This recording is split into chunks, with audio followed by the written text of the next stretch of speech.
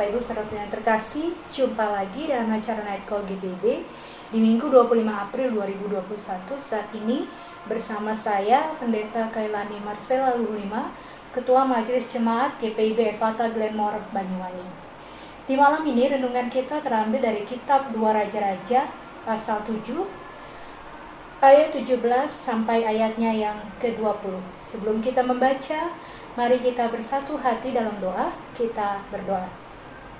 Allah yang maha baik, kami mengucap syukur bila mana Engkau tetap menyertai kami sampai di malam ini. Sebelum kami melepas penat dan lelah kami, biarlah kiranya kami mendapatkan kekuatan berdasarkan firman-Mu, dan karena itu biarlah hanya oleh kuasa Roh Kudus-Mu kami memperoleh pengertian yang benar. Bersabdalah ya Allah, karena kami sebagai anak-anak-Mu rindu untuk mendengar. Amin. 2 Raja-Raja pasal 7 ayat 17 sampai yang ke-20. Firman-Nya, adapun raja telah menempatkan perwira yang menjadi ajudannya itu mengawasi pintu gerbang, tetapi rakyat menginjak-injak dia di pintu gerbang, lalu ia mati sesuai dengan perkataan abdi Allah yang mengatakannya pada waktu raja datang mendapatkan dia. Dan terjadi juga seperti yang dikatakan abdi Allah itu kepada raja. 2 sukat jelai akan berharga seshikat, dan sesukat tepung yang terbaik akan berharga seshikal. Besok kira-kira waktu ini di pintu gerbang Samaria.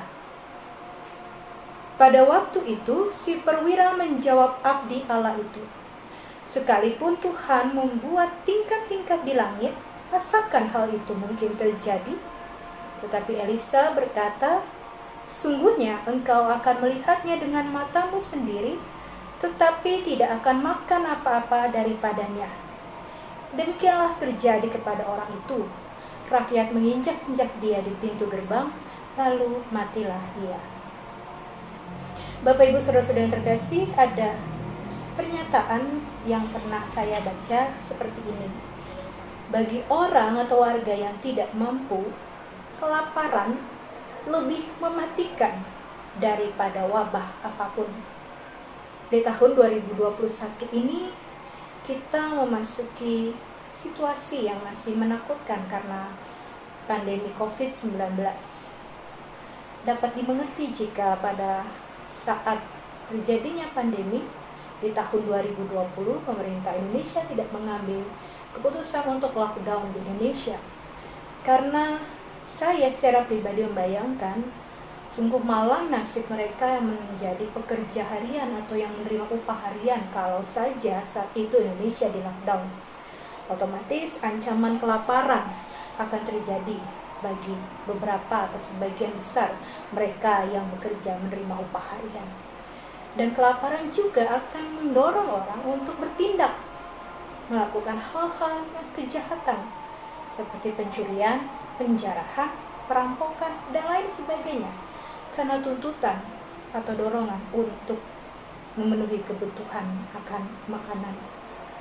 Dalam bacaan kita saat ini juga kita melihat situasi kelaparan yang menjadi ketakutan dan membuat orang bertindak yang di luar kebiasaan mereka. Kita mengetahui sebagaimana bacaan dari Sabda Bina Umat Pagi bahwa terjadinya kelaparan sebagai akibat pengepungan di Samaria. Dan saat itu harga-harga makanan menjadi sedemikian mahal. Di tengah pesimisme, di tengah ketakutan, kekhawatiran, dan ancaman kelaparan itu, Raja Elisa menyatakan bahwa harga tepung, harga sesukat tepung, harga jelai akan menjadi seshikal. Artinya itu menjadi jauh lebih murah daripada harga yang mereka ketahui atau yang mereka terima saat itu. Namun pernyataan yang menimbulkan harapan, perkataan yang sifatnya optimis, perkataan yang juga merupakan firman dari Tuhan, disanggah oleh abdi raja atau ajudan raja yang memiliki pandangan atau perkataan negatif. Dan dapat kita lihat kembali pada ayat yang ke-18 sampai yang ke-19, satu kontra antara pernyataan yang sifatnya penuh harapan dengan pernyataan yang sifatnya pesimis, negatif, dan meragukan kekuasaan Allah. Di sini si perwira menjawab, sekalipun Tuhan membuat tingkat-tingkat di langit, masakan hal itu mungkin terjadi? Mungkin terjadi. Keniscayaan terjadi. Tetapi dia lupa atau dia tidak sadar bahwa yang berkata itu adalah abdi Allah, sesuai dengan apa yang dikehendaki Allah. Hal yang tidak mungkin akan menjadi mungkin. Bapak Ibu saudara-saudara yang terkasih, pandemi COVID masih menjadi ancaman bagi kita, masih menimbulkan keresahan, bahkan kita tidak tahu apa yang akan kita hadapi saat esok. Satu hal yang kita tahu bahwa sampai saat ini, puji Tuhan bahwa kita tidak mengalami bencana kelaparan, walaupun di tengah berbagai bencana-bencana alam yang terus terjadi di Indonesia saat ini. Segala upaya pemerintah, tapi kita juga tahu di situ ada kuasa Allah bekerja. Tetapi banyak juga kekhawatiran-kekhawatiran lain yang kita hadapi, yang seringkali juga mungkin dapat memunculkan pernyataan-pernyataan atau perkataan-perkataan negatif sebagaimana yang dikatakan oleh abdi raja atau ajudan Allah. Mungkinkah terjadi? Masakan mungkin terjadi? Tidak mungkin, tidak bisa, tidak dapat. Perkataan-perkataan seperti itu mematahkan, melemahkan kekuatan diri kita, tetapi juga perkataan-perkataan seperti itu sebenarnya sedang menyangkal kemahakuasaan Allah. Kita meragukan kuasa Allah, padahal kita tahu Allah sanggup melakukan segala sesuatu, bahkan melebihi apa yang kita pikirkan sebagai manusia biasa. Pada era 80-an ada satu ungkapan yang cukup terkenal, what you see is what you get. Apa yang kamu lihat, itulah yang kamu dapatkan. Optimisme positif, memandang segala sesuatu, itu menumbuhkan keyakinan pada diri kita dan menghasilkan karya-karya yang dapat memberikan kita kemampuan untuk bertindak lebih baik hari demi hari. Dan dalam istilah psikologi juga dikenal dengan nama self-fulfilling prophecy. Apa yang kita yakini dengan sungguh-sungguh, itu yang akan kita lakukan dalam setiap tindakan kita dan kita menerima hasilnya. Terkait dengan apa yang dikatakan menurut para psikolog dengan self-fulfilling prophecy, kita juga meyakini bahwa keyakinan kita adalah pada kemahakuasaan Allah. Memang kita rentan, kita rapuh, ancaman mengintai kita setiap waktu. Bencana dapat saja terjadi di mana saja dan kapan saja. Tetapi kemahakuasaan Allah saja yang membuat kita yakin bahwa Dialah yang terus menjaga dan memelihara kehidupan kita. Kalau saja di hari ini kita muncul dengan perkataan-perkataan negatif, maka seharusnya ketika kita meyakini dan mengimani kemahakuasaan Allah, kita mengubahnya dengan kata-kata atau kalimat-kalimat yang lebih positif. Contoh, bila kita berkata, hari ini sedang tidak beruntung, hanya dapat sedikit rezeki, mungkin dapat kita ubah dengan, saya bersyukur jika saya masih memperoleh rezeki, hari esok pasti lebih baik. Sedikit apapun berkat yang kita terima, itu adalah bentuk pemeliharaan Allah bagi kita. Bapak Ibu saudara-saudara yang terkasih, kita tidak tahu apa yang akan kita hadapi esok, tapi kita percaya Allah yang baik akan senantiasa menjamin dan memelihara hidup kita. Wahyu 3 ayat 7 mengatakan, Aku telah membuka pintu bagimu yang tak dapat ditutup oleh seorang pun.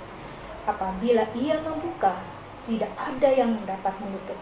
Apabila ia menutup, tidak ada yang dapat membuka. Ini adalah satu pernyataan di mana Allah bertindak. Kemahakuasaan Allah. Apa yang Allah nyatakan selalu ya. Apa yang menjadi kemutlakan adalah jaminan bagian Allah.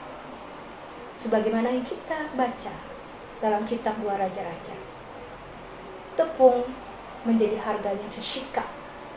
Dan si abdi raja atau ajudan raja yang menyangkal, yang tidak mempercayai kemahakuasaan Allah itu harus menerima bagiannya. Dia mati, dia tidak melihat kemahakuasaan Allah untuk menikmatinya. Dia melihat harga-harga tepung menjadi lebih murah, tetapi dia tidak dapat menikmatinya. Bagaimana dengan Bapak, Ibu, saudara-saudari dan saya? Apakah kita memilih bersikap seperti seorang abdi raja atau ajudan raja? Atau kita memilih untuk percaya bahwa Allah memelihara? Nothing is impossible in God. Terima kasih, Tuhan memberkati. Mari Bapak Ibu kita satu dalam doa, kita berdoa. Allah yang maha baik, kami mengucap syukur untuk firman yang kembali mengingatkan kami bahwa kami Engkau terus pelihara. Ada banyak hal yang dapat mengancam kehidupan kami. Ada ketakutan yang seringkali membuat kami undur dari percaya kami. Karena itu biarlah kiranya firman yang telah kami dengar sungguh meneguhkan iman kami. Sehingga ketika kami melangkah esok hari, kami bangun di pagi hari, kami memiliki keyakinan bahwa Tuhan memberkati dan menyertai kami. Bahwa apapun yang kami jalan, Tuhan terus memelihara kehidupan kami. Kami tidak tahu apa yang akan terjadi, namun kami percaya ketika Tuhan mengizinkan kami menjalani kehidupan, maka Tuhan menyertai kami senantiasa. Saat ini ya Tuhan, kami berdoa bagi bangsa dan negara kami. Biarlah kiranya Engkau terus memberikan kasih dan rahmat-Mu, memberikan hikmat kepada para pemimpin negeri ini, agar dapat mengatasi segala hal yang menjadi ancaman, bahkan situasi pandemi COVID yang juga terus menjadikan ancaman, ketakutan bagi rakyat negeri ini. Kami juga berdoa untuk mereka yang telah mengupayakan segala sesuatunya untuk turut berjuang mengatasi pandemi COVID-19. Baik mereka yang bertugas sebagai sukarelawan, bahkan para medis sekalipun. Kami berdoa untuk mereka yang juga mengalami penderitaan, kehilangan karena pandemi COVID-19 maupun karena bencana-bencana alam yang terjadi akhir-akhir ini. Dan pakai kami Tuhan untuk juga dapat menjadi saluran kasih dan berkat bagi mereka yang mengalami penderitaan. Kami berdoa untuk gereja di Indonesia, secara khusus bagi gereja Protestan Indonesia bagian Barat, di dalam penata layanan di sepanjang tahun 2021. Biarlah semuanya terjadi atas hikmat dan pimpinan kuasa Allah. Kami berdoa untuk kehidupan kami, pribadi demi pribadi, di tengah pekerjaan dan usaha kami. Berikanlah kami rezeki untuk kami dapat menata kehidupan kami dengan lebih baik. Cukupkanlah kami dengan setiap rezeki yang telah Engkau percayakan bagi kami. Berkati setiap keluarga rumah tangga. Berikanlah kami perlindungan. Dan terlebih dari semuanya itu, biarlah iman percaya kami, pengharapan kami tetap bertumbuh. Ya Tuhan, inilah seruan doa kami, yang kami minta hanya kepadamu Yesus Kristus Tuhan kami yang hidup. Amin.